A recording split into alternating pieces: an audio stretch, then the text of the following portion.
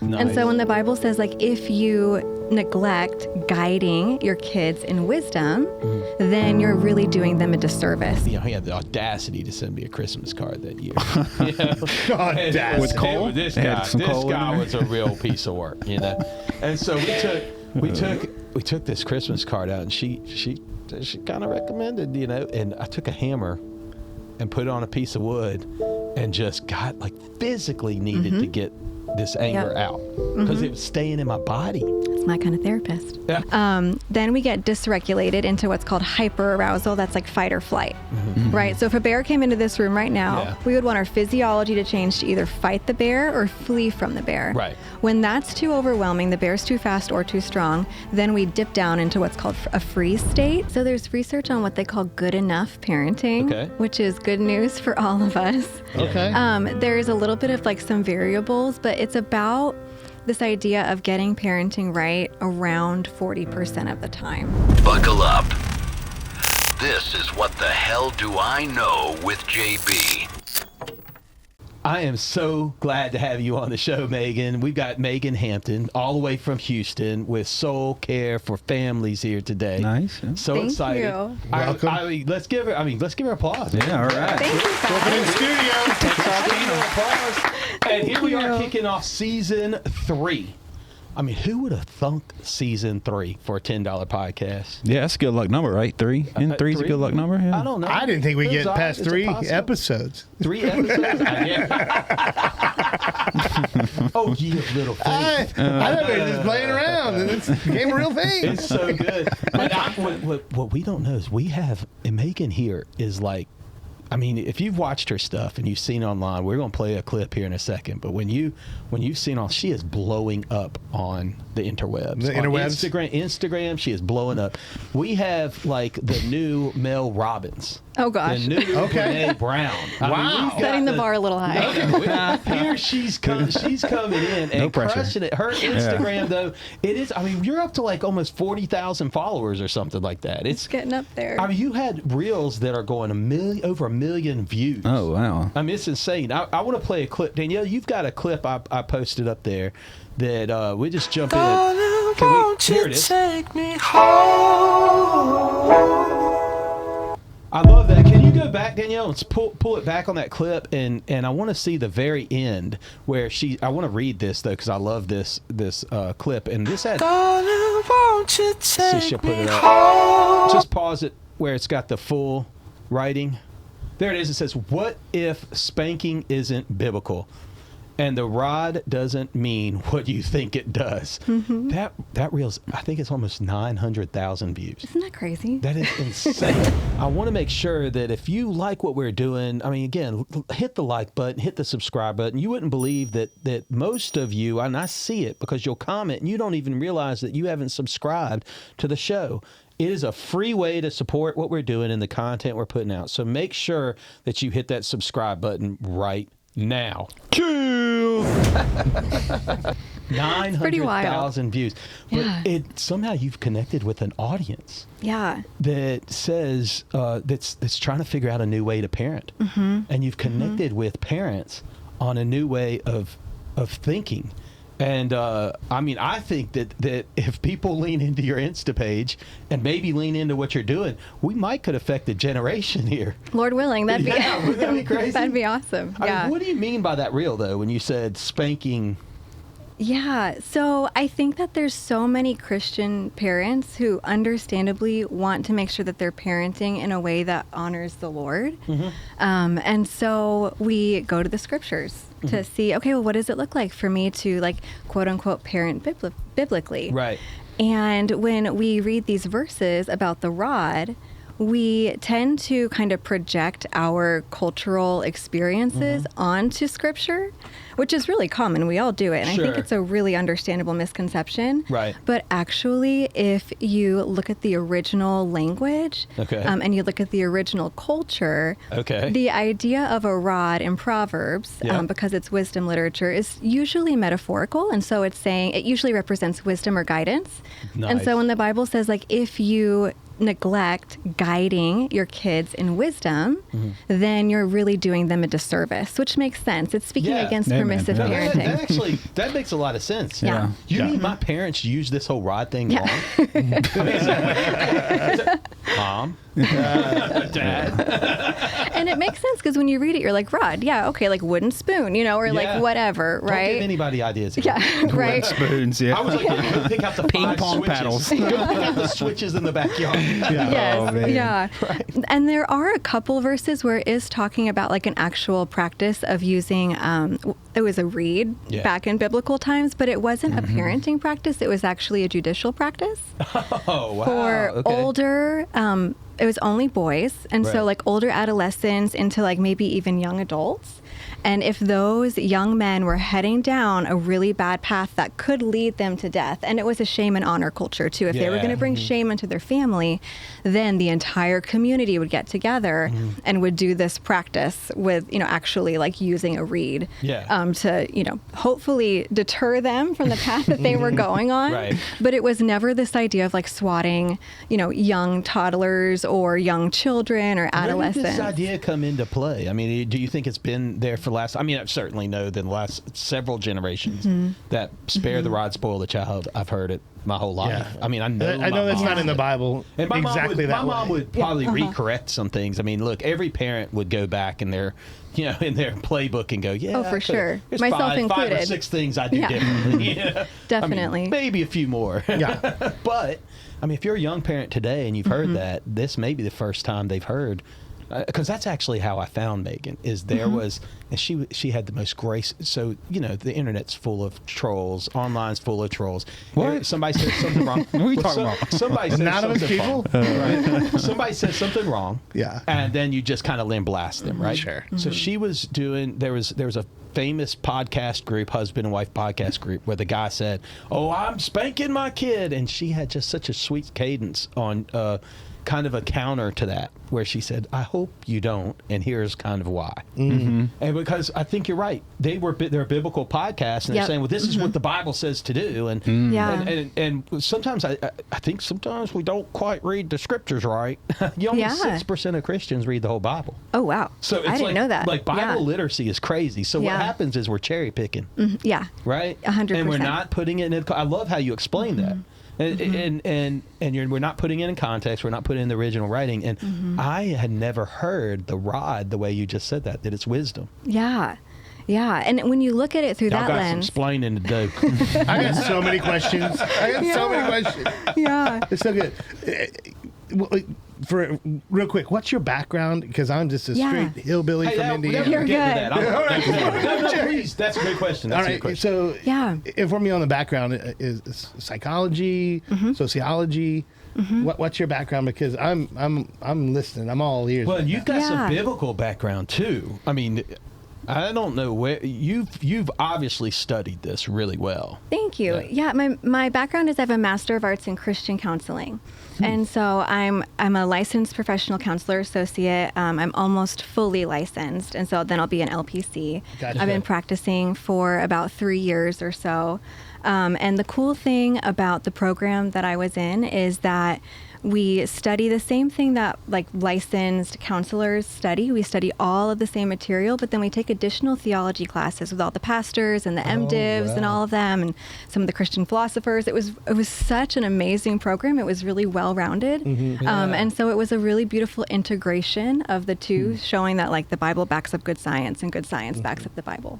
Oh, that's awesome. That's so That's really cool. And where did you do all Really your cool. studies at? Which I know I found out this. We had the chance as she's come in from Houston so graciously to come in the studio to kick off our season 3. Thank you guys for Holy having us. moly. It's been so I know. fun. Drove in. Very impressed. I know. We are so thankful. By the way, the listeners out there, we're not close to Houston. It's a good little drive. Yeah. 10-hour drive to come here. I took her and her family, her husband, and 2 beautiful kids. I will tell you, when you meet somebody's children, And they It speaks a lot of their parents. Well, It does. I will tell you, I have witnessed that she is practicing what she's preaching. Awesome. Thank you. Her kids are amazing. They are so amazing, and That's her great. husband's such a nice guy. And then I come to find out, I thought, the Dogs today, where we were filming this, was playing the University of Texas that night, That's and right. I wore my Georgia stuff, and my wife says, "You might be offending them." And I said, "Well, they're from Houston. It's probably Houston Cougars." They went to Troy. Yeah, did. right. Yeah. Troy, Yeah, Up we in did. Alabama, right? Right Yeah. here. They're Yeah. from, That's where we they're met. The from Emerald Coast area. They're from this region. Yeah. I mean, her husband spent countless time, he said, here in Sandestin and Fort Walton and all this stuff. And then come to find out, he's telling me that he played football. And so Quarterback. quarterback Yeah. for Troy State. And then he says that he knew Jared Carty, our friend who's been on our Oh, show yeah, with that's Safe right. in Yeah. the Panhandle. Yeah. And Right. Jared was an announcer in the booth while so I texted Jared and I said, "Jared, man, do you remember this guy?" "Oh, he was a baller. I remember her husband, Jamie. Oh yeah." And he just went on and on and on. And so then cool. Jamie tells me her uncle is I'm not, your maiden name is Biggio, right? Yes. And I was like, "Craig," and that's my uncle. Craig Biggio. Yeah. Wow. Yeah, he got hit with the he baseball can play baseball. 285 times He in a can- 20-year career. He can Yeah. play. Isn't that insane? Yeah. He can play. Does he have a lot of bruises or something? Like when he can, I don't know. I don't know, but he's tough. Yeah, he's awesome. He was known to be tough. Yeah, he was. 20-year career. Dang. And it's crazy that you ended up in Houston, where Isn't he it? spent his entire. Does he live in Houston He still? does, yeah. I was going to say, Uh-huh, he yeah. spent his majority of his career in his Hall of Fame or whatever. But like I said, we got the real deal with Megan here. So it's just Awesome, insane, Megan. like all this small world that when I thought I was reaching out to her to see if she would come on because I love what you're promoting out there. I was, Thank you. Then we sat and had breakfast, and I said, "Oh my word, we have so much in common, or so many so many cool connections. Yeah. So I thought that was really cool. So awesome to be here. And she went to Jared, did a little Bible study called 829. Remember, he kind of taught us. And Yeah, he that's gives us right. the It's arc been of a his minute. testimony and how he kind of got into the ministry, and then through that he started taking the kind of the Adderall, and then addiction set in, and then he's since clean, and he's really back into doing stuff with the Safe in the Panhandle. But he had 829 ministry. Do you remember Yeah. what that stood for?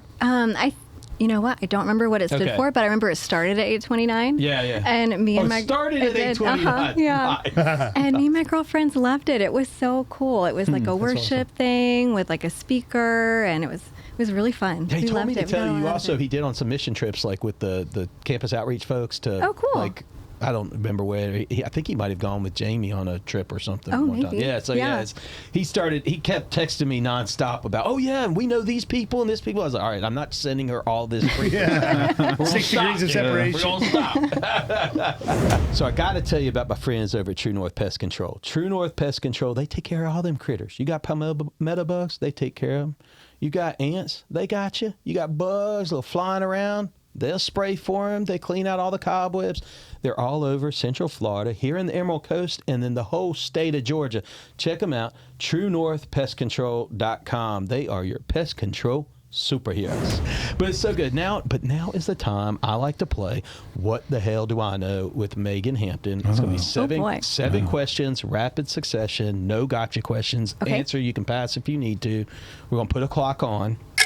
We can turn it down just a hair. So I think That's a it's on solid channel clock. Is that a 6. new clock? Channel That's a 6. channel It is a clock. new Season clock. 3 We new had a clock. clock. Season 3 new new Did the clock. other one break? Is that what happened? Yeah, okay. There we go. This is more like a old-timey or old timey. something. Yeah, here we go. We can turn it down even a little bit more on 6. I think it's channel 6 or no 7 or 8 or something. I don't know. Oh, man. There we go. There we Yeah, go. there you go. There we go. That sounds good. That's right. I like that. That's perfect. All right, here we go. All right. Number 1. What's the most therapist thing you do in real life without realizing it? Probably talking to my kids, Yeah. and if they're like upset, like, where do you feel that in your body? Okay, all right. All right. They don't realize how weird that is That's yet. so good. Coffee, tea, or don't talk to me yet? Coffee. Okay. What's a small daily habit that instantly makes your day better? Coffee. If your family had a theme song, what would it be? Oh, what's that song we love to play? Oh, the celebration song. Okay. Oh, very Celebration. good. Yeah. Very good. What show are you currently binging when you're not being all wise and therapeutic? Oh, this is embarrassing. This summer I turned pretty. Okay, all right. I'm not sure. I'll No. check that one out. What is one phrase you say so often your family could probably trademark it? Ooh, that's a good question. Maybe something like it's okay to feel that way, or Okay, something like that. That's good. All right. What's one thing people assume about therapists that always makes you laugh? That we have our lives together. I like it. You are off the hot seat. You're an honest person, too. For season 3, those probably weren't as light as I could have gone. They were pretty good, and you nailed it. Okay. You absolutely My first nailed reaction to the first question was, it's probably easier just to spank your kids. Here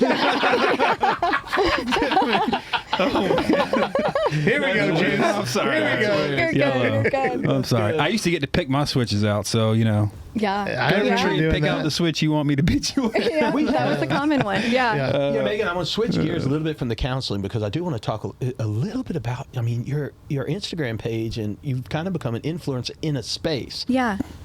What made you lean in that direction? Uh-huh. And then how did you figure out, like, the algorithm? We have a lot of people here, and look, you don't have to be an influencer. It's not, and there are a lot of people, I think, in America, sometimes they question kids, like, what do they want to do? Yeah. And then they question kids, like in China, and what they want to do in China. It's like astronaut, engineer, things like that. Here, it's kind of like influencer, or whatever. So it's like we've started seeing things.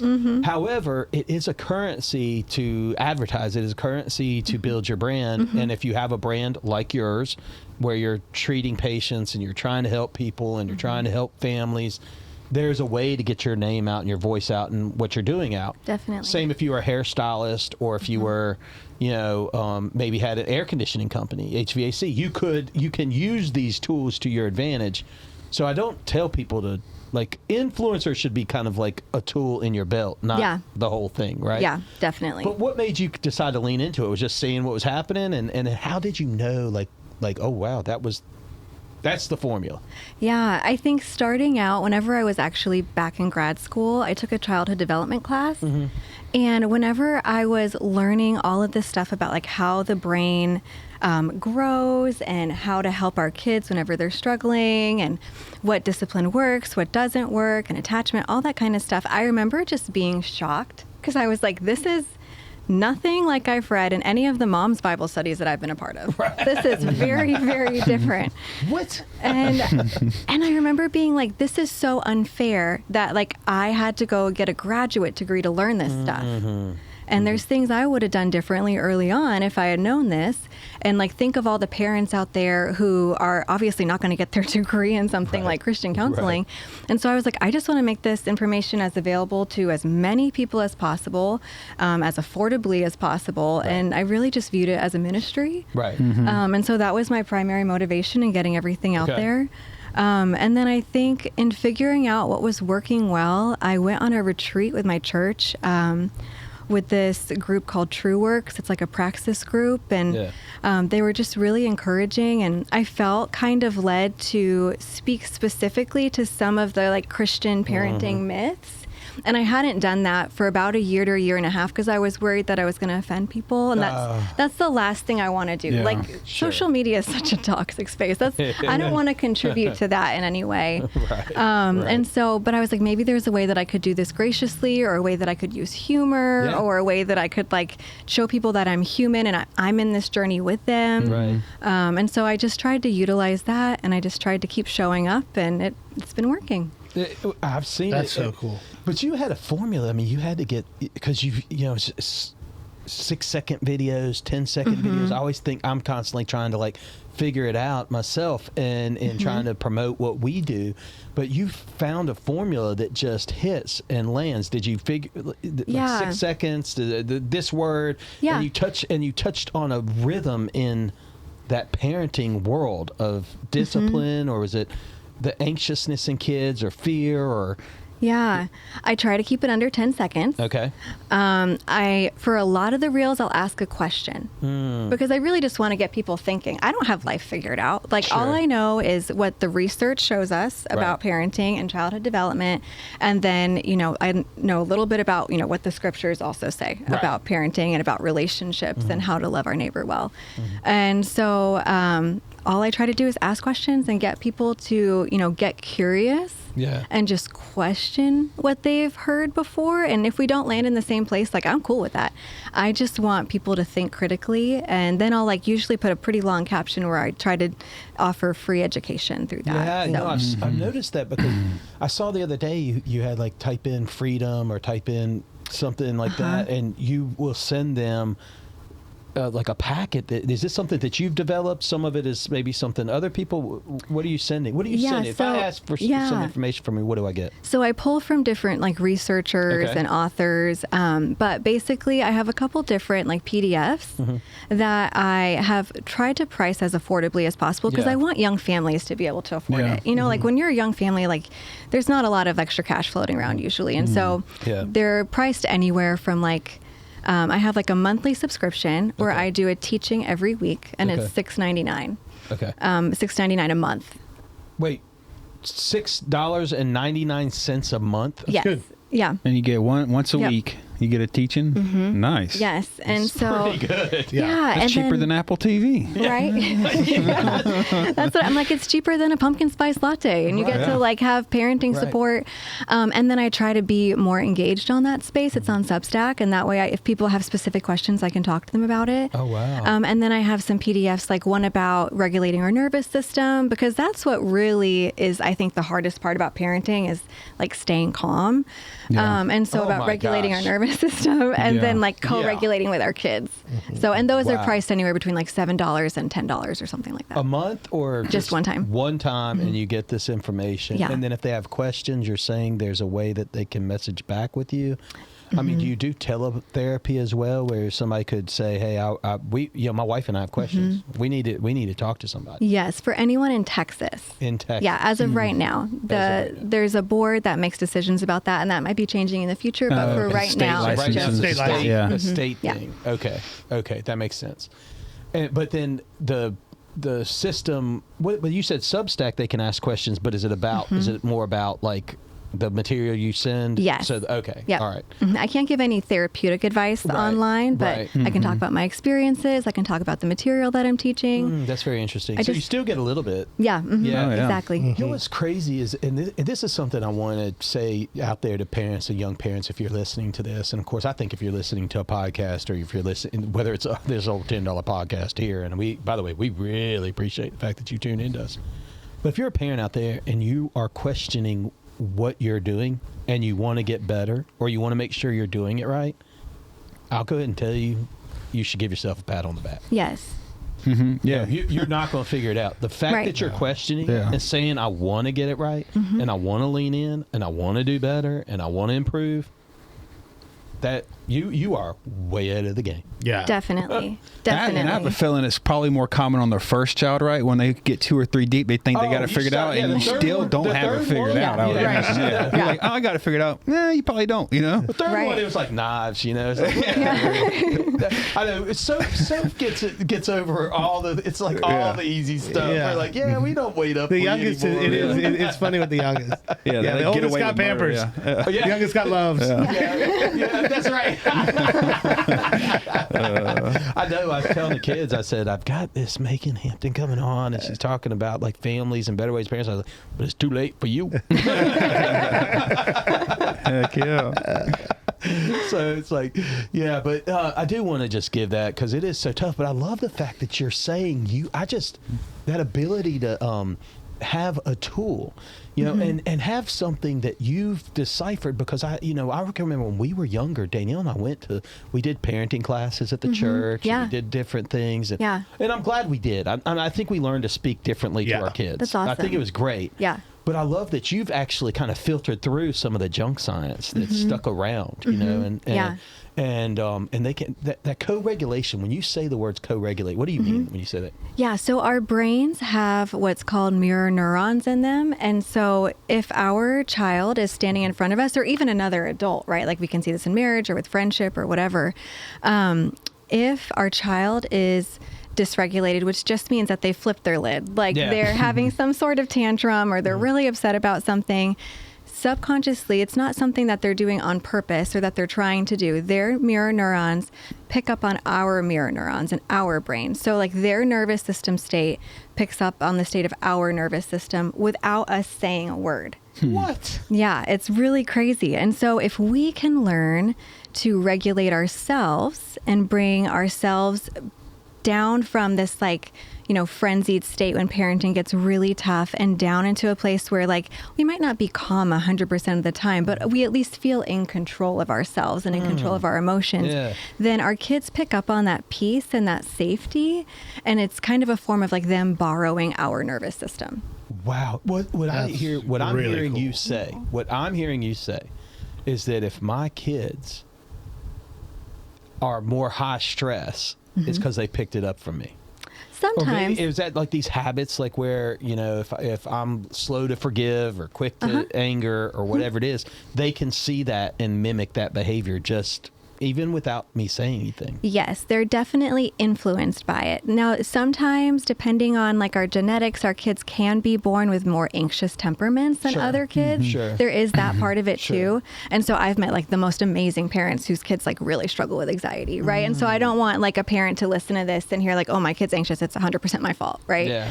But it does deeply influence how our kids process the world. So there's things that we can learn as parents, like, hey, if I do have a more anxious kid, here's how I can show up on their behalf and help them out. What are some things that you can do to help start co-regulating yourself? Like, in other words, do you just, I mean, self-awareness seems like is probably like key on the list, right? Being aware that, like, what are some practical things parents can do that they could say when they feel themselves in the stress of it all? Like breathing techniques, like going in another room, punching a wall, away from everybody around. Yes, So basically in our nervous system, there's, if we were to kind of boil it down, there's basically about 3 different states. And so in the center, we have what's called our window of tolerance, and that's where we can tolerate what we're feeling. Right. Then we get dysregulated into what's called hyperarousal. That's like fight or flight, right? So if a bear came into this room right now, we would want our physiology to change to either fight the bear or flee from the bear. Right. When that's too overwhelming, the bear's too fast or too strong, then we dip down into what's called a freeze state. Okay. And that's because we want to be able to like hide behind the couch and be really quiet, and hopefully the bear can't find us. Right. So what we want to do is if we get into that fight, flight, or freeze state, we either want to down-regulate ourselves or up-regulate ourselves back into that window of tolerance. So if we are like fight or flight, like anxious, irritable, worried, whatever, that's when breathing techniques are really helpful. If just breathing in through your nose, out through your mouth, your exhale is longer than your inhale, that makes a really big difference. My favorite strategy is called orienting, and that's just where you use your God-given 5 senses. What do I see? What do I hear? What do I smell? What do I taste? What do I feel? And that works for either one, fight, flight, or freeze. Really? And that will bring us back into our window of tolerance, because we're kind of like reverse engineering our nervous system and hacking it to say like, hey, look, there's no bear. There's no like bear. We're cool. And so you use your 5 senses to show your nervous system that you're not actually in a state of threat and that you're safe, and that'll bring you back into a more regulated state. I remember there was a therapist that my wife was, she still sees her, and I don't see her because it's my wife's therapist.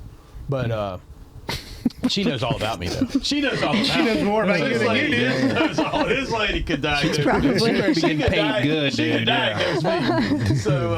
So at any rate, we both had this guy in our company that I was dealing with, and I mean, he was just a real, turd. Joe? Yeah, Come on, man. No. Joe's going to see this. This is after Joe. Joe's my Joe's my BFF from 4th grade. Yeah, they're boyfriends.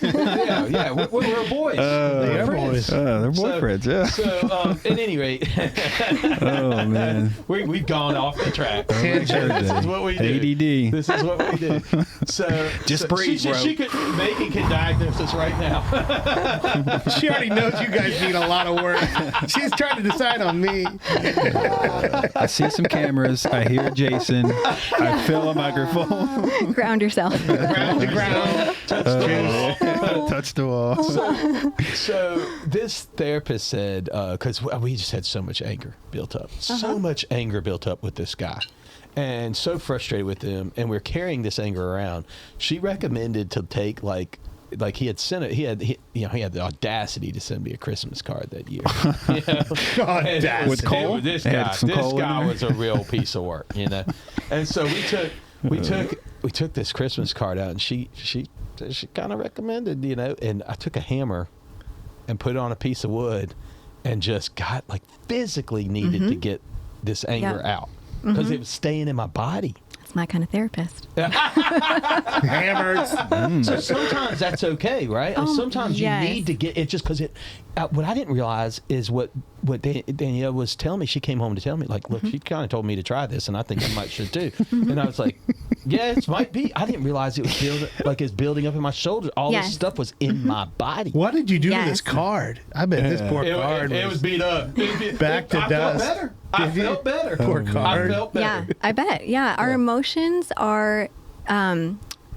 It's kind of cheesy, but we'll say they're energy in motion, right? They're in our bodies, and so we have to metabolize them. So like kids who are a lot more physical, like with my kids, like I'll have them like push on a wall if they're angry, Right. or push on my hands if they're angry, Right. And then we'll talk about, all right, how should we handle this next time, right? If they're misbehaving or something like that, right? Or like we'll let kids like punch pillows, or like we do a lot of this kind of stuff in our office of like, hey, these are some physical ways that you can safely metabolize these emotions and get them out. Yeah, there were some breathing techniques too that I think she had walked through, and I didn't. You know, there's just it feels like it's come so far along than like, you know, color inside the lines or whatever. You know, it's really come so far along in understanding that. One of the things that I saw you write, and I think it was one of your slides here. Actually, before we do that, I want to take a clip. Danielle, can you throw up clip 2? I want you to watch this dad. I found this online on Instagram, and I want you to tell me. I felt like this was kind of almost. I don't want to give it away. Okay. Throw this clip up and. Now, I want to let you in on a little secret. Okay, listen. If you're trying to hit the ball up the middle, oh, you want me to be quiet about it? If you're trying to hit the ball up the middle, you can't be that early. Okay, so get in the box. I'm going to tell you what I mean. Get in your stance. If I throw the ball down the middle and you're early on it, that means you're hitting it all the way out here. Where's that ball going to go? Is that one going to hit me in the helmet? No. Now, hold on. I think I got one more. Okay. Now, if you let this ball get back here, that's going to go up the middle. Does that make sense? Okay, well, let's see if we can do it. That's a great job listening. Here we go. Okay, were you early or on time? Early. Yep, good job. Try to be right on time. I love how he's wearing a helmet. Yeah. Oh, you did? You didn't hit me. But you waited. Do that again. You're so close.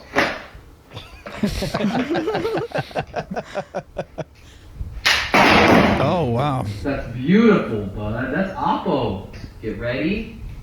Oh, that's close. This guy's swinging. Yeah. He needs a football outfit on. Let's just go ahead and change it up to the left side. Look how focused, and he just seems like he's not even listening, right? Yeah. But he's listening. It wasn't my helmet, but it was my arm. Give me some. Crushed it, dude. Nice. Good shit.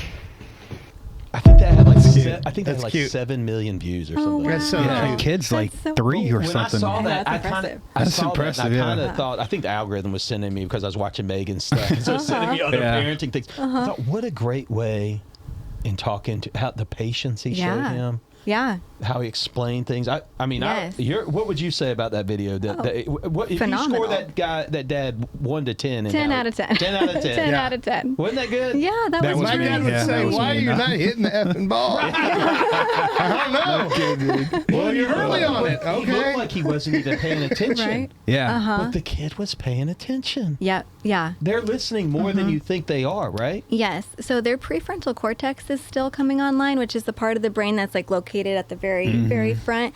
And that's not fully developed until the mid-20s. And if someone is neurodivergent, like has ADD, ADHD, autism, something like that, even later, like early 30s. Yeah. And so for kids, it's going to, A, they're going to have a harder time paying attention, but B, they're not going to be able to like focus in the same way that we do. Sometimes movement helps them actually tune in a little bit more. So it makes sense that like he's kind of moving around. Yeah. To us, it's like, oh, he's not even like paying attention, but clearly he was. Clearly So that was he cool. was paying attention. Yeah. Clearly he was paying attention.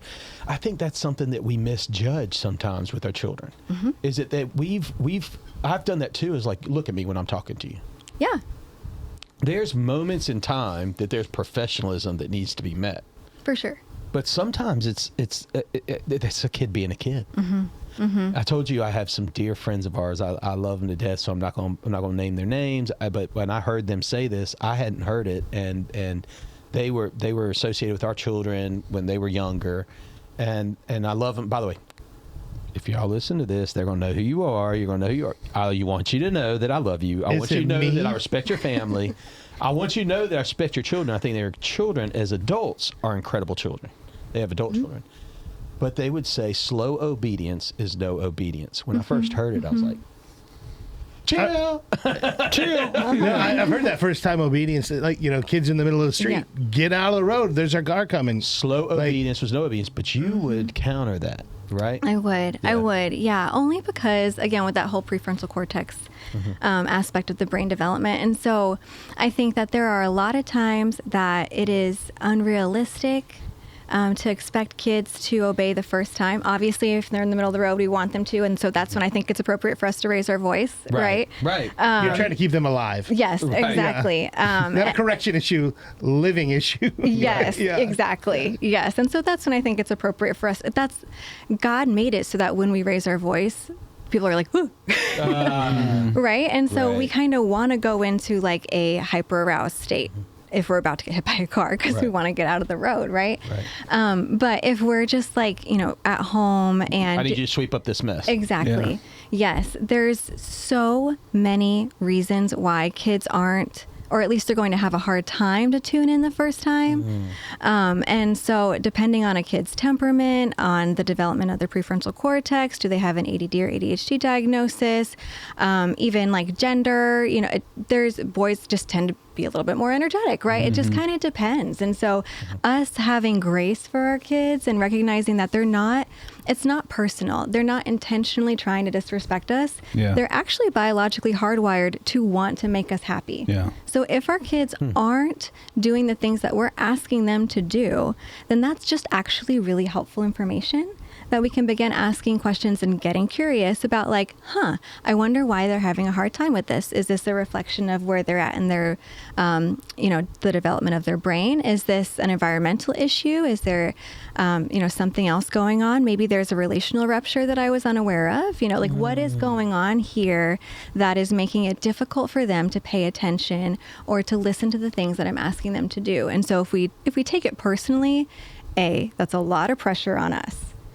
And that's a lot of pressure on our kids. Well, and what I caught too is what you said that our kids want to please us. Yes. What's nuts is that stays with you as a adult. Yes. Right. So, and I didn't even think of it that way. That I've wanted to please my parent. I've wanted to do the right thing. Yeah. But at some point, if the parent keeps moving the goalpost, then you stop wanting to do the right thing. Yeah. Like a learned helplessness type deal. Right. Why even try?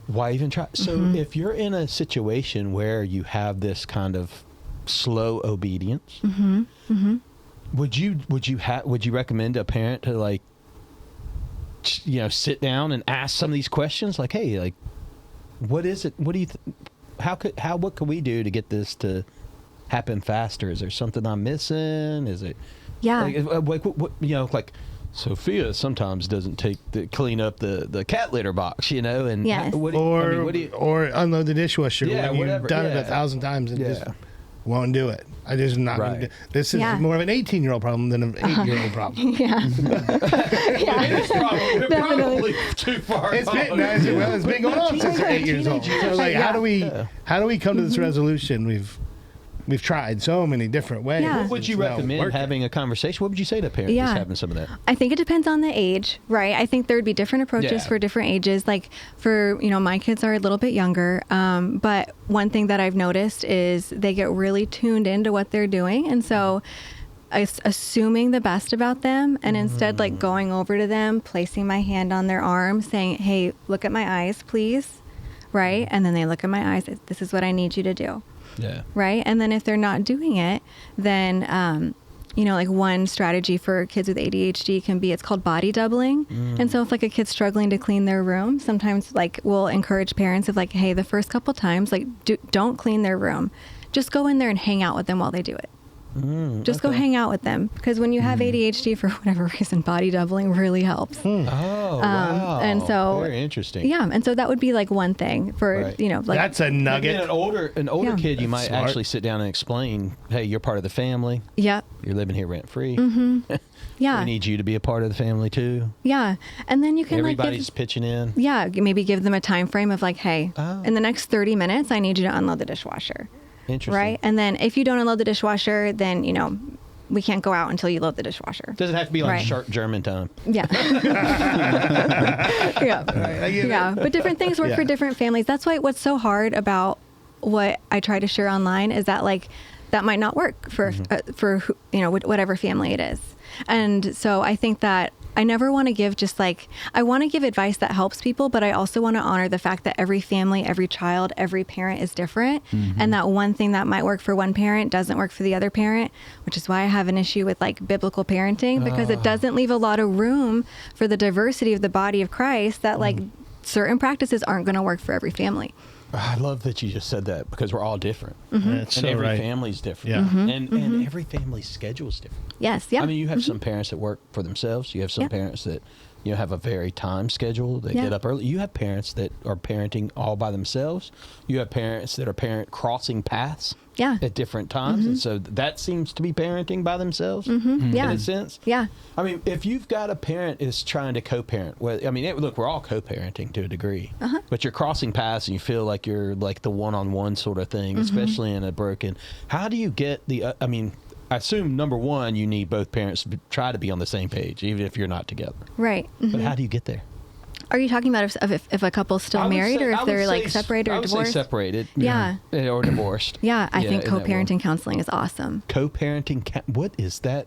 So number one, I'm thankful that I'm coming up on 25 years of marriage. So yeah. So look. Yeah. I count my lessons every day. She said the therapist takes your picture to the gun range and she shoots at it all the time or something like that. So that's why she's here. That's why it's 25 years. Yeah, it works out, man. She ain't using a hammer. Good counseling. Yeah. That's great. That's great. But I've never heard of such a thing. Yeah. Co-parent counseling. So these are people that could not live together, and you're expecting them to go to co-parent counseling together. But you would say that's a great thing. Definitely, because I think it's just helpful to get people with two different perspectives on the same page, at least on like foundational issues. They're going to differ in some things, just the way that like married couples differ in some parenting approaches, right? Like me and my husband Jamie, there's some things that we do very, very similarly, and there's some things that we do differently, and that's okay. I think we balance each other out really well. But I think that if a couple is separated or divorced, it could be really helpful to figure out what are the foundational issues, putting the child first. How can we come together and do what's best for the child? Yeah, you gotta have like this non-negotiables. Yeah, exactly. Like this is where we're definitely gonna agree to do these things. Yeah. And then you have things you have conversations about. Yep. Right? Yeah. I feel like that should be our faith in a lot of ways too. Like I'm gonna have non-negotiables on the cross. I'm gonna have non-negotiables on the resurrection, but then I'm gonna have a lot of conversations about everything else. Definitely. Yeah. Yeah. I think I saw you say this somewhere, and you may have been on somebody else's podcast saying this, but that there were only like 2 verses that speak to scripture or speak to parenting in the 66 books of the Bible. Is that New Testament, Old Testament? In the New Testament, yes. In the New Testament. Yes, in the New Testament. There's only 2 parenting directives in the New Testament. And it's within 3 different verses. But number 1, it depends on the translation, but it's don't provoke your child to anger or don't exasperate them, depending on what translation it is, and then teach your child in the way of the Lord. Right. And so if those are the only 2 directives that we've been given in the New Testament as to what it looks like to lead our kids and to love our kids, that framework really changes everything. Okay. All right. Because there's a lot of stuff in the Old Testament that people will like glean parenting information from. Yeah. And it's really interesting because we'll read these stories about like God and Israel, or like God and, you know, like Noah, or God and whoever. And you see these parenting teachers put the parents in the place of God. Oh, that's a really telling interpretation. Wow, that's that really, is. really interesting. Of like, okay, we're going to put ourselves in the place of God and not in the place of the people that need mercy. Right. Right? I think we are all, us and our kids included, in the group of people who need mercy.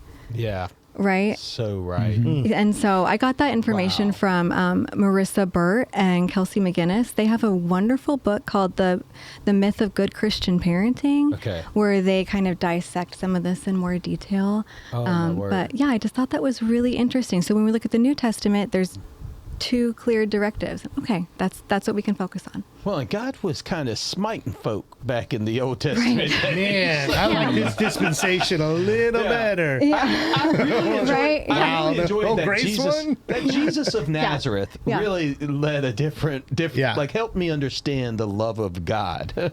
Much better, because I mean, I always tell people I don't know that God necessarily changed, but I think people generationally, we pass down new learned behaviors that work better.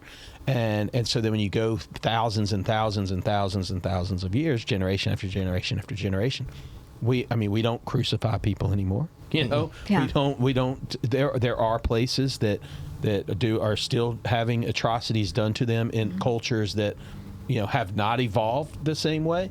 But by and large, what we see doesn't happen. But I've always say that the Old Testament God is it's man's best understanding of God when they were writing it down, right? And then Jesus came and was God and walked the earth and showed us, hey, let me show you my depth, the depth of love I have for you. They were lying in wait for Messiah for thousands of years, and they thought he was going to be this conquering king, and he came in on a donkey. Yeah. It's pretty crazy. Yeah. That's pretty humble. It is. Yeah. That's pretty humble. Yeah. And if I want to learn from anyone what it looks like to try to love my kids well, I want it to be Jesus. Right? And like if we look at how Jesus treated children, it was actually really countercultural. Like they were second-class citizens back in that time. Oh, you're right. And his disciples were like, "Can you get these kids away? Yeah, be seen and not heard. Kind of they're pissing me off, you know." Like little children come to me. Yes, exactly. Yes. And so he treated them very similarly to like breaking some of the barriers of how he treated women as well, of like, no, like, come on. Like I'm welcoming everybody here. Yeah. And so we can learn a lot from his ministry. Seen but not heard, right? That's what I always heard a lot growing up. I jokingly said it to my children. By the way, I also want to clean up a few things just subconsciously. My daughter, Sophia, I think I said something about Sophia. She's amazing. She's amazing. I have amazing children, and I am so proud of each one of them and where they are, and my son Jackson and my other daughter Isabella.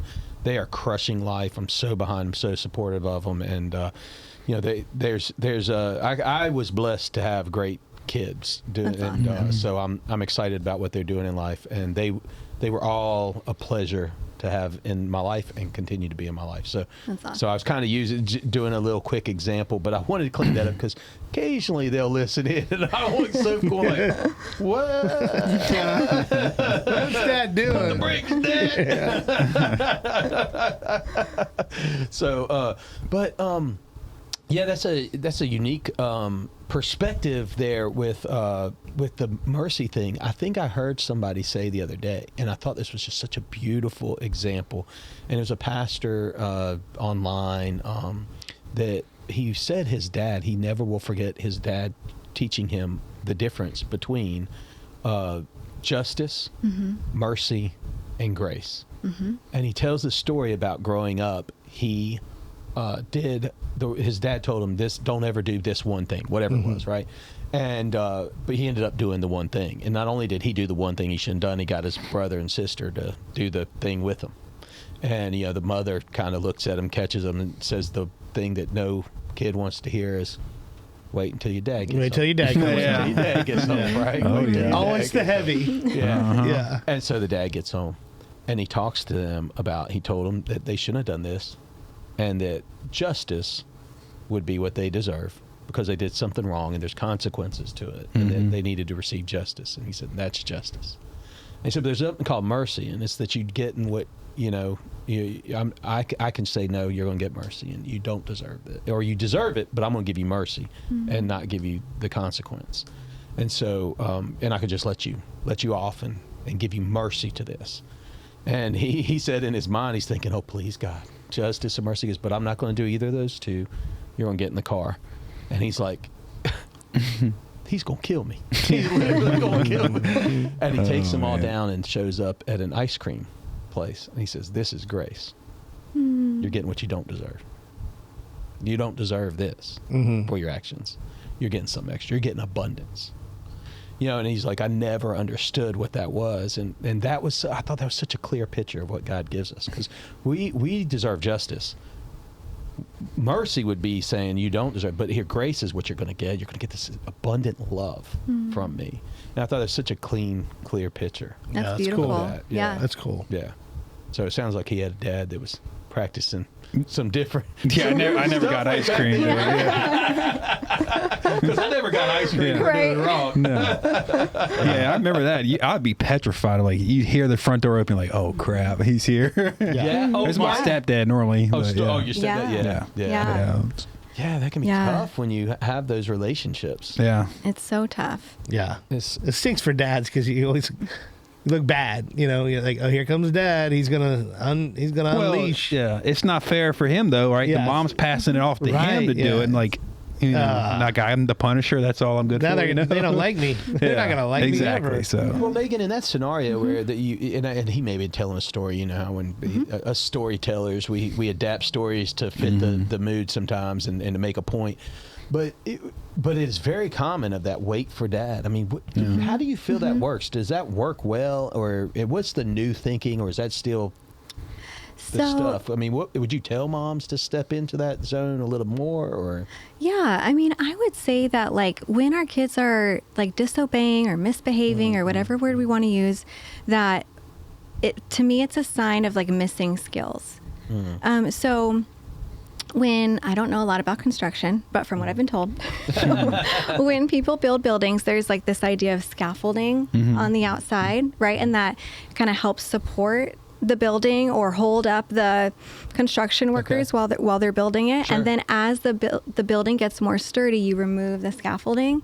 Well, there's a term in psychology called scaffolding. And its idea, the idea is that we give kids support and boundaries to help them make the right choices and to help them be able to do the things that we need them to do. And then as they get more capable and more mature, we begin to remove scaffolding. So if my kids are like really struggling in a certain area, for both me and Jamie, for me as their mom, I try to look at them and say like, okay, maybe I removed some scaffolding a little earlier than I should. Like, what do I need here? What kind of boundaries do I need to add here? Or what kind of support what skill are they lacking? And if we are using fear to step in and like teach a lesson, the problem is that fear sends us into that fight, flight, or freeze response, and we can't learn in that state. So we kind of end up shooting ourselves in the foot as parents. Okay. Because they can't internalize the skills that we're trying to pass on to them so that they can make better choices next time. They just get afraid. Yeah. Right? And so we don't want them to make the right decisions because they're scared. We want them to make the right decisions because they're equipped and they're capable and they have buy-in to the same family values that we do. And so I would encourage both dads and moms to try their best to not utilize fear, even though that's just like so normal. That's like what so many of us were, raised with. Yes. And so there's so much grace and understanding as to why we would do that. Sure. And to know that it's just not that effective long term. It's effective short term, but Jamie, being an athlete, refers to this as like marathon parenting instead of 5K parenting, right? Like short term fear actually probably does work better short term. Like, okay, let's just like nip it in the bud. But I promise you, as a therapist, it's going to come out sideways. It really? Yes. And so it's not going to stick. No. That's what Gene talked about when he'd yell at his Coast Guard guys all the time. Gosh, you're He's exactly like, right. we don't listen to you because you're always yelling. Yeah. So if you yell the once a month versus every day, once a month's going to stick out. This is a Master Chief we had on last season in the Coast Guard, and he just this is exactly what he nailed it. He said you yell all the time, so we don't listen when you yell. Yeah. So definitely. They were in a dangerous situation. Yeah. Like, why were you guys not running faster? I was yelling. He was like, but you're yelling all the time. We You always Right. yell. Yeah, they learned to tune him out. These are adult Coast Guard. Yep. Yeah. Yeah. And so if we want kids to be able to be operating in a certain state to internalize what we're actually trying to teach them and to do better next time, we've got to get them regulated. It's the only way that they will be able to internalize what we're trying to pass down to them. That's so good. Yeah, just can't yell at them. Can't yell at them all the time anyways, right? So the How fear about does work, but stern if you do it every day, Right, but if they're in the street, right, then it's like, okay, that makes sense, right? Yeah, Then they'll listen because they're like, yeah. oh my gosh, like mom never yelled. This happened. We took a road trip here. Yeah. This happened on the way here. One of my sweet kids, my husband was buying Starbucks. I was at the car. One of my sweet kids was running out to me. I really don't yell. And I yelled. Right, because you want to preserve their life. I wanted to save them. There was someone turning and it was like literally about to hit them. And they listened because I don't yell. Yeah, exactly. That's really cool. That Let's makes keep a that. lot of sense.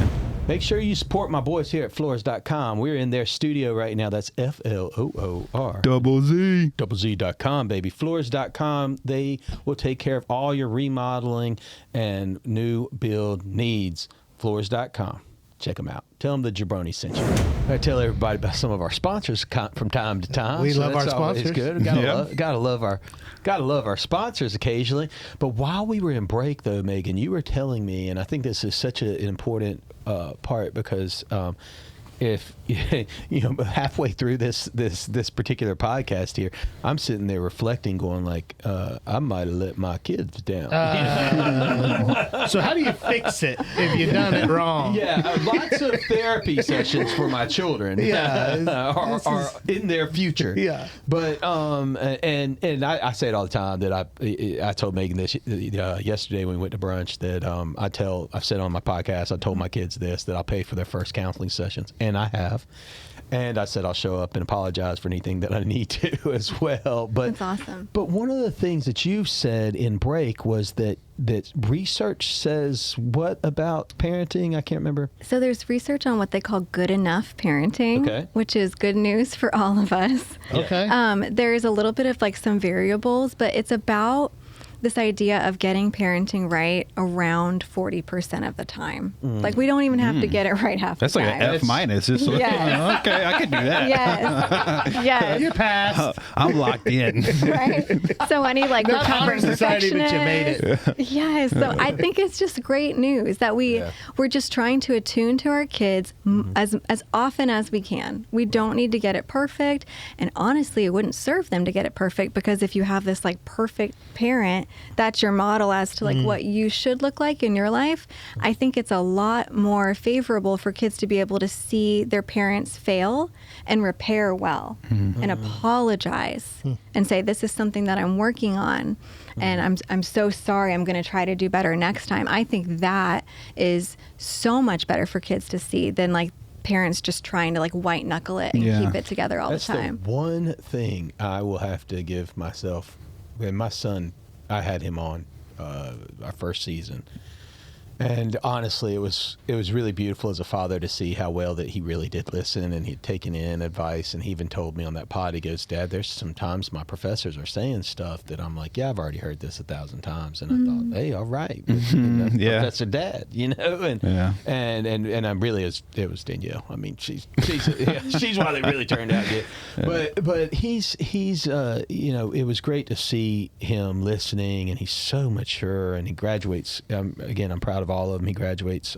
Sophia graduates high school this year, and midway through this season 3, and he'll graduate college in May. That was fast. Two degrees, right? Finally. 2 degrees. That's amazing. So it's amazing. So he's doing such a great job. But he was he was kind of saying that the one thing that he thought I did well was I apologized well. Awesome. And so it is something that I almost kind of was like, wow, really?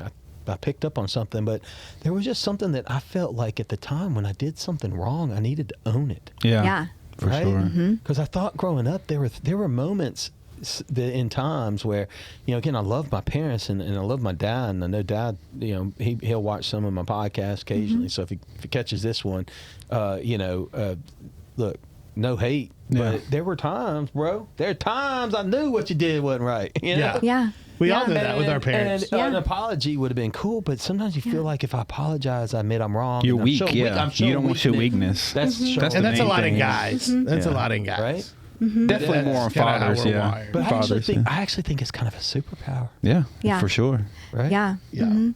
Yeah, because if we expect our kids to apologize to us or to apologize to their siblings or to be able to own their stuff, like that's something we talk about a lot in our families, like just owning your stuff, right? And if we want them to do that, kids primarily learn through play or modeling.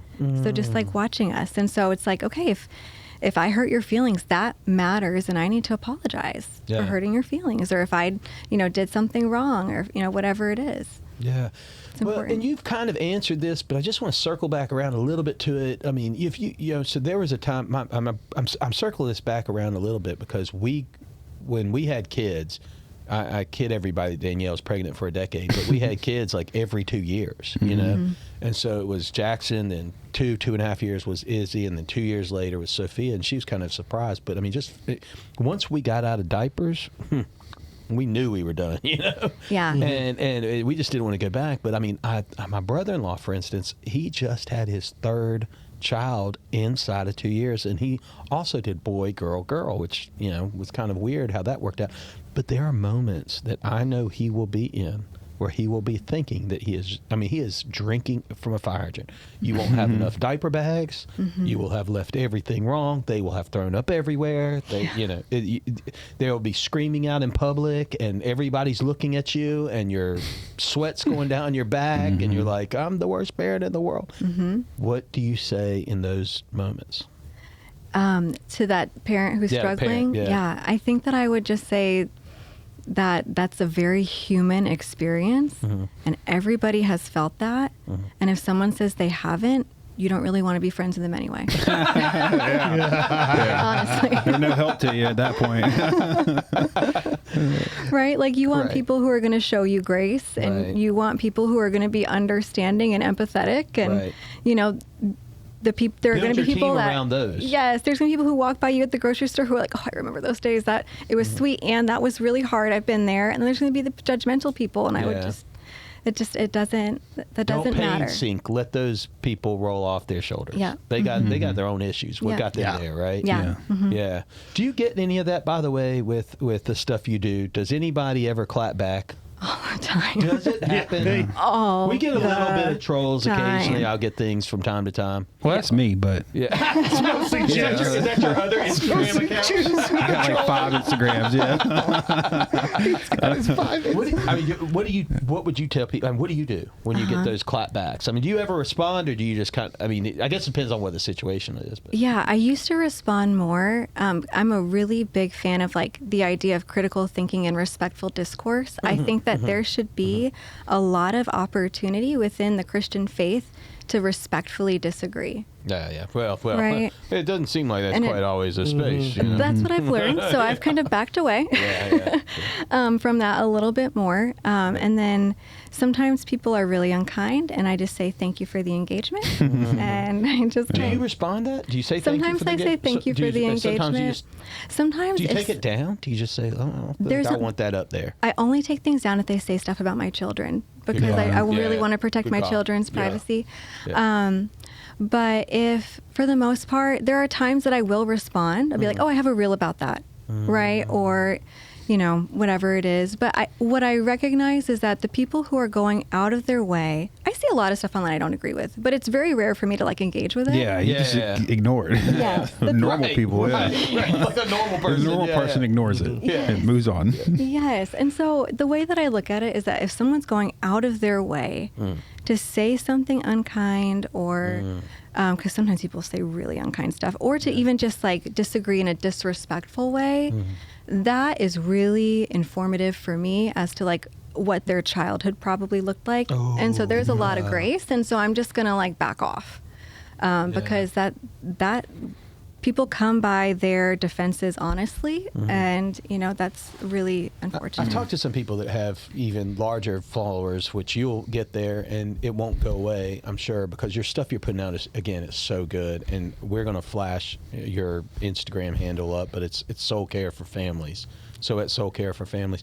But and you've got to check her out. I'm telling you, folks, it's going to be in the show notes. It's going to be everywhere. You've got to follow Megan, especially if you've still got kids in the home. You've got to follow Megan. And if you've got kids coming up on adults, I'm telling my kids they need to be following Megan. So because I think it's so important to have good voices and solid voices that are putting out really good. I think it's good to put out good in the world. I just think it is. And so I think that's so beautiful. But you've got to follow Megan. Yeah, all 5 of my troll accounts just started following you. So well, get ready. But maybe I think your audience will continue to grow as you putting these things out there. And what I've seen other people that have even larger audiences, what I've seen them say is they had to stop pain surfing is what they called it.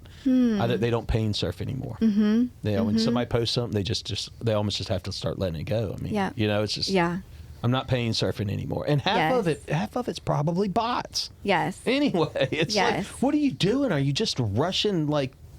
It's like they just wanted to keep America, like Russia's out there botting us to keep us on edge. Yeah, and that's one of the reasons why I also started the Substack, is because people are paying to be on there, and they're not paying a lot, but it does clean it up. So I can engage without people being unkind. And so that was one of the reasons why. For $6.99 a month. Yeah. That's great. That's insane. That is so cool that you are leveraging technology to help families that way. I think that's so. Trying to. Listen, you wrote something. I wanted to read it. It was something in a caption that you. So and folks, if you're online, I want to encourage you as well. When you see a reel that you like, hit that bottom part, because there's some really good stuff in the captions part. And you wrote stuff that you said, you don't need a better system. You need space to heal. Parenting isn't about control or the newest discipline strategy. It's about learning to notice what's happening inside of you when your child's behavior triggers something deep. You can't out-strategize your own nervous system. You can't behavior manage your way to peace. What do you mean by that? So I think that through a lot of these like parenting books that are out there, specifically in Christian spaces, unfortunately, and then also in the greater like social media world of like biblical parenting or like biblical motherhood, there's a lot of like, if we can just like buckle down and like get this authority piece down and like get you to like get your kids to listen and get your kids to be obedient, then you will have peace as a mom. Like if you don't have peace, it's because you're not authoritative enough, or because you don't do this or you don't do that. And I think it's unfair to parents, and I think it's unfair to the kids. If we get triggered by our kids, it's our woundedness that informs our triggers. So if I'm triggered by my kids and it happens, it's not because of their behavior. It's the Lord is using their behavior, even if it's wrong, to bubble something up in me to point to like an unhealed wound that I can bring before the Lord and ask God to heal in me. Right? And the same thing happens in marriage. The same thing happens in any of our close and intimate relationships. If we are triggered, it's not that person that's triggering us. It's because we had a trigger button to begin with. That's why, like, when you talk, if you're a parent and you talk to other parents, like something may trigger you that doesn't trigger your next door neighbor. But what triggers your next door neighbor doesn't trigger your best friend, right? Because we all have different childhoods and different stories, and so we can meet those triggers with self-compassion. We never need to shame ourselves, but really what we need to do is heal those triggers. And so whenever stuff comes up with our kids, instead of just being like, okay, shut that behavior down, right? First, like, yes, let's correct the behavior, but first let's ask, like, what's going on inside of me? Yeah, wow. That self-awareness is so important. I mean, it's just absolutely one of the things I constantly talk to my kids about is like, you're not on this planet by yourself. Yeah. You know, and there's other people out there. And if you can pay attention and try to not impede everybody else's life while you're moving through, that can be good, you know. And it used to start out with just, you know, we're walking on the sidewalk. Yeah, Let's make sure have some consideration, you know, Yeah. and all of these things. But I think it's also self-aware of these triggers. I didn't, you know, that's like why it was actually not even that long ago. I'm 48 years old, and damn. You're old. You look good, man. Oh, man. So old. You don't make me lose my train of thought. I just got triggered for some reason. I don't know what happened. It's all that gray hair. No, the worst. But, you know, being 48 years old, I just found out the other day, and I think Danielle came home and was telling me that she was frustrated because she was frustrated with a situation we had, again, in business. I mean, we deal with a lot of different things, a lot of different people. Sometimes it's all honky-dory, but there's, you know, ebbs and flows. I say it all the time. If you've listened to this podcast, you know there's 3 stages of life. You're either in a problem, going out of a problem, or coming into a problem. And so it feels that way. It's that way it can be in business as well. But Danielle, sometimes she will get a heightened irritation about something that's happened. And she'll look over at me, and I'm kind of like, you know, well, how do you want me to handle it? You know, and she finally was like, you know, I think the way you grew up, and their anger was a heavy feeling in my home growing up as a child. That anger for me is not a safe space. If I get angry, I will feel terrible about it. My body will react wrong. So I'm constantly suppressing anger. Yep. And not wanting to respond ever in anger until I do. And then it's never good. Yeah, blow up. Yeah. Let's bounce Vesuvius. Right. Yeah. Right. And so she was like, I think anger is not a safe space for you. Yeah. And that's something I had to It's realize. really insightful. Yeah. It's crazy. Wow. So I think you have to be able to step back and take a look at that. Megan, I saw this. This was, if I find this post, I'll throw it up and post edit. But I thought this was somebody that, again, researching you and researching this, my algorithms are like all counseling algorithms now. Right. So something. I'm so sorry. That's what you get. Making me better. But you know, why do you think therapy is so important? I mean, you know, we grew up, I mean, you just didn't talk about your feelings. I mean, if you went to therapy, it was if you went to marriage counseling, it was the end of a marriage. If you went to therapy, it's because you're psycho, you know, whatever, you know, it's just, I mean, why is therapy so important?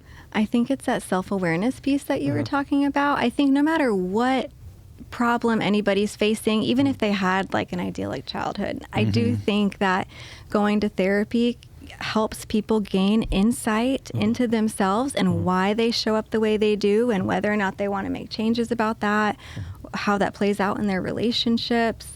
I think people can only benefit from therapy. There's different types of therapy, and different types of therapy fit different people better. But ultimately, I think it comes back to that self-awareness piece. Yeah. Yeah, the self-awareness piece, yeah. And having somebody, I mean, for me, having a therapist and just even on myself, and then in marriage, I mean, we've seen marriage counselors. I mean, I've told that, you know, year 10, it was just a lifesaver for our marriage is getting into counseling.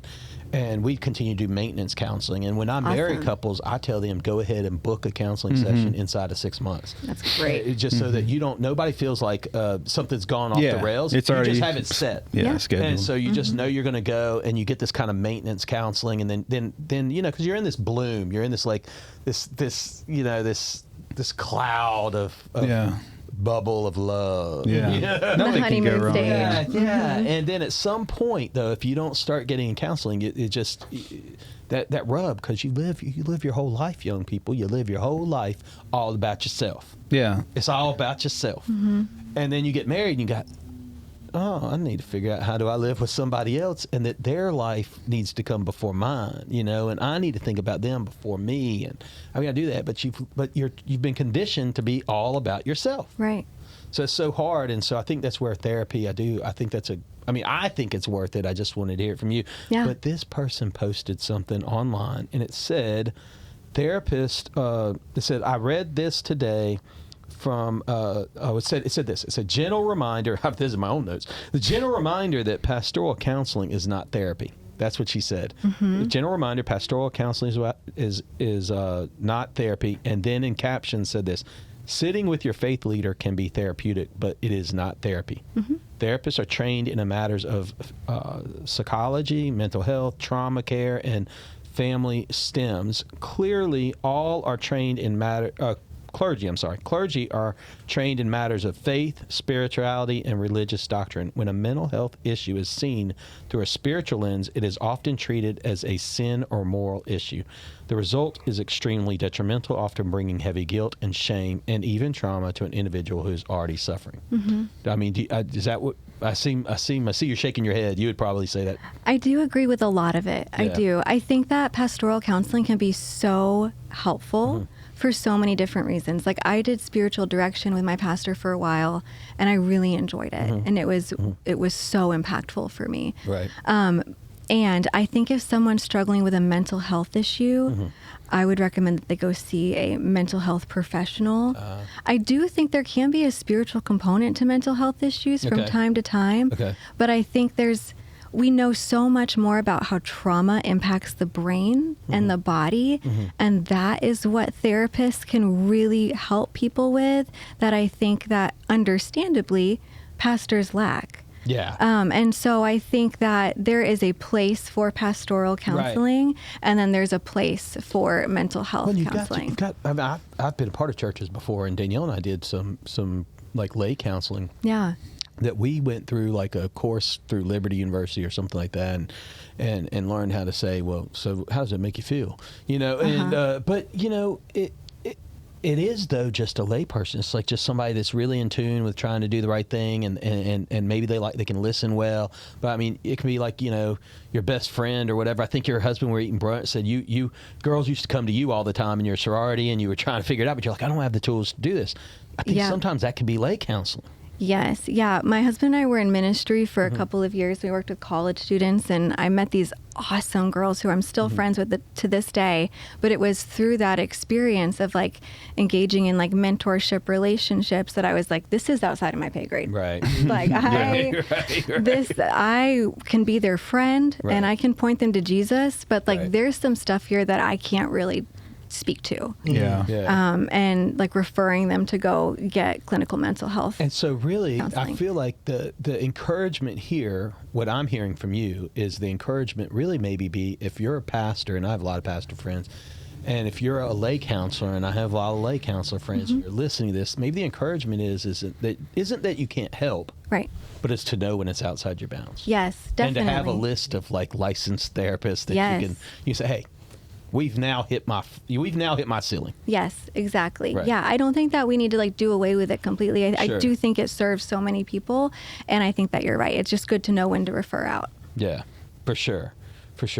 I mean, you've also written for so long. We thought peace meant control. But and you were talking about that earlier. It's not about control, though, right? Yes. I mean, I kind of want to come back to that. It's just, because you can't control. I mean, but you're in control of your peace, though. Right? Yes. I mean, but real peace, the kind that lasts, comes from connection, safety, and mutual trust. How do you build that trust, though? I mean, how do you build the trust with your family? I think it's just over time, showing up, providing a sense of safety, and then repairing when we mess it up. I think it helps us trust people when we see them own their stuff. I think that's what good leaders do. Yeah. And so when we make a mistake and we repair, I think that helps gain our kids' trust. Because like y'all said earlier, it's like when our parents would mess up, like we knew it. Yeah, we know, right? There's something inside of you when you see, somebody yelling or doing something weird, and you're just like, that's not normal. Yes. Yeah. And so just being able to own it and be like, I'm so sorry. Like that's just part of the human condition. We're going to mess up. And so just being able to own it and then trying to show up the best that we can. Yeah, that's good advice. I heard, and I think it was Brene Brown that said she used to do the marble jar, and she talks to Fortune 500, companies and leaders, and her daughter was trying to learn how she built trust. She came home one day and got so upset about something somebody did at school.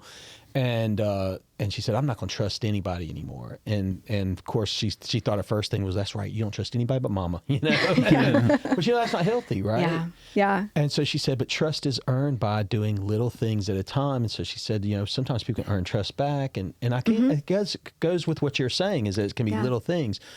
But ultimately, she said, when you fast forward, though, to leaders, a lot of times in businesses, and a lot of times if you're a leader in your institution, you might sit your entire employee and your entire group set down. And you might say, hey, we're going to head in this direction. I need you to trust me. Mm-hmm. And that doesn't mean anything to employees. Now, if you're a leader that goes by your employee and says, how's your mom doing? Mm-hmm. How the kids doing? How are the kids doing? Yeah. Do you have enough time off? Do you have everything you need? I just want to check in. How's the work going? Can I help you with anything? I'm right here for you. You're building these trusts by doing these little things time and time again, showing care and compassion to the people that you're leading. Mm-hmm. Yeah. So then when you stand up and say, we're going to go in this direction, I need you to trust me, you don't have to say, I need you to trust me. They already trust you. They already do. Right? Yeah. And so that's kind of how trust goes. Yeah, definitely. It's the little things over time. Yes. Yeah, definitely. So what excites you about the next phase? Like what's next for Megan Hampton? Like where are you headed next? Yeah, I think that I would love to continue to put out affordable resources to people, continue to put out free education. I just really want this information to get to as many people as possible. I want it to become mainstream. So however that happens, that's my heart. Are you working on any books or anything like that? Actually, I am. There's two different books that I'm working on with two different co-authors. Good. Both of them, one is a former professor of mine. Awesome. And one is a former pastor, children's minister, and both of them are parenting related. Oh my gosh. So, well, Megan, listen, that'd be great. I just want to make sure that, first off, if people want to get a hold of you, and I'll flash this on a couple of times earlier, but I want the audio. Folks who listen to audio, they're more likely to listen all the way through this thing.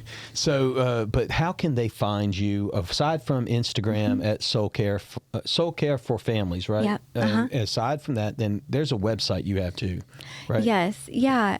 So I have a website. If you go to my Instagram, the link in the bio has like all of the different links that they can go to. Okay, perfect. And then if people are interested in counseling, if they're in Texas, I can meet in person or via telehealth. I work at a place called Counseling Futures, a private practice. Very good. And so they can always find me there. That's so great. Nice. And then I just want you to keep those as you continue to grow and take over the world here, world domination in positive counseling and family care. As you continue to dominate this, because I'm telling you, I know you're on the way. We're catching you on the rise. Don't forget the little people over here. This $10 podcast. $10 podcast. Yeah. We may need to bring you back. Can we come on your podcast in 10 years whenever you're big time? In 10 years. Don't forget us little guys. We'll have our adult children in here too. No, I'll still have a baby. I'll still have a baby. 10 years old. Yeah. Juices for a cup of coffee. Juice is subscribing to some stuff. What, is there a question limit? Sincerely, Juice. That is so good. That's so good. Well, Juice's real name is Jason. Somebody said that. They go, I need to call you Juice. He's like, well, my name's Jason. There's just so many Jasons. We started doing Juice. Yeah. That's great. And that came from his high school days. But that's great. Right. So this is the section I'm going to say listen up kids, but I'm doing it different this season. So we're going to say listen up kids because I want you to listen to Megan's answer here. And I've got a new question, slightly reorganized for this year. And I call it kind of like my kickball question, when you were kickball in the yard and you say, I want a do-over. So I kind of call it my kickball question, but here it is. Last question, because first off, I just want to tell you it's been absolutely great. It has been our honor to have you on. I feel so honored. Thank you guys so much for having me. It has been our honor to have you on the show. This is what a way to kick off season 3. Yeah. I mean, if you are a parent within earshot, you need to share this episode to every other parent you know. Oh, my brother's getting it. My brother just had twin girls. That's right. He's got a 2.5-year-old. Yeah. He's busy. Talking about the diaper bags and all that earlier. You're right in it. Real. So if you have parents or you've got young kids that are thinking about parenting, you've got, this is the episode you need to share. They need to start following Megan, and again, because it's good to put good out, and you've got just, I mean, a rock star in this world that, again, is doing great things. So we appreciate it. So I know I'm setting you up for this, but listen up, kids. Is there a question in there? Listen up, kids. Listen up, kids. Here's the last question. Listen up, kids. So, Megan, what is one thing you've added to your life, a practice, a discipline, a way of showing up, that you wish you could have told yourself to start years earlier? This is going to be a very therapist answer. I love it. But inner child work. I've been in and out of therapy since my early 20s. They say every good therapist has a therapist, and I love my therapist. And I think that doing inner child work has been so life-changing, like trauma-informed inner child work. And it's been the main thing that I've gravitated toward with my own clients as well. And so it's been a game changer for me. So what do you mean that people should go inner child work?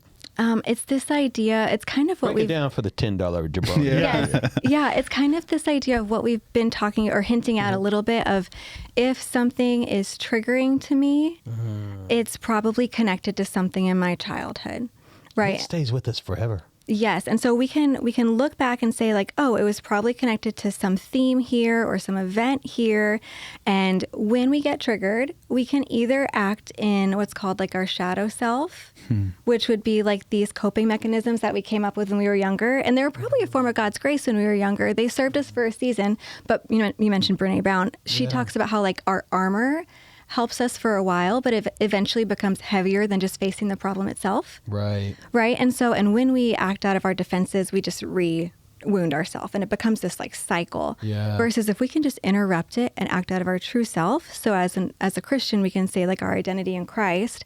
Every time we do that, we heal that wound a little bit at a time. Wow. And then we get triggered and we act out of our true self, and then we heal that wound. And just little by little, that trigger button begins to get a lot smaller. And we can have so much compassion for the parts of ourselves that we're like, oh, I really want to work on this, or I wish I didn't struggle with that. We can have a lot of self-compassion because we see where it came from and we actually have a way out. That's really good. Man. Wow. What triggers me getting upset with people driving slow in the left lane? Highway 98 is my trigger. Right. Something's triggering me on that, dude. That's a common one. That's so good. That's so good. Inner child triggers. That's so good. So I mean, I'm hearing you're saying that we need to focus on how do like our self and those traumas that happen at a young age. Why are they still rising up? Why am I still coping with where I don't want to deal with anger? Yep. Why do I how can I have a healthier way to manage that, or a healthier way to allow, or a healthy way to say, yeah, I'm angry too. Yep. And I don't like what just happened. And I don't have to yell and scream. I can just figure out how to do that. Yeah. And like as we show up in our adult self, that little version of us, like little Megan or like little Jason or whoever, begins to trust the adult version of ourselves. And so those things that used to be really scary aren't so scary anymore. Very good. Very good. Put all the councils out of business. That's pretty deep for us. This was a deep episode. It's pretty impressive. This is a deep episode. We're getting worked on today. I love it. Nobody's cried yet, dude. Yeah, I know. Somebody's got to cry. I know. I got to bring out the tissue for the next one. Well, listen, again, it's been such a great, absolute. This has been what a great. I think it was great way to kick it off. A great way to kick off season 3. So thank you so much, Meg. I can't wait that in the future to see where everything goes for you, and we'll just try it again. We probably should have her on once a year just to talk about our problems. 100%. This has been so fun. Thank you guys so much. Thanks so much for listening. Make sure that if this message hit you and touched you in any way, that you like it, you share it, and then again, I say this, the best thing you can do is you can actually just subscribe. It is a free way to support this show. You don't know what that means in the algorithms when you just subscribe to our stuff and our content. So it means so much when you do that. And thank you. I really appreciate it. And until next time, what the hell do I know?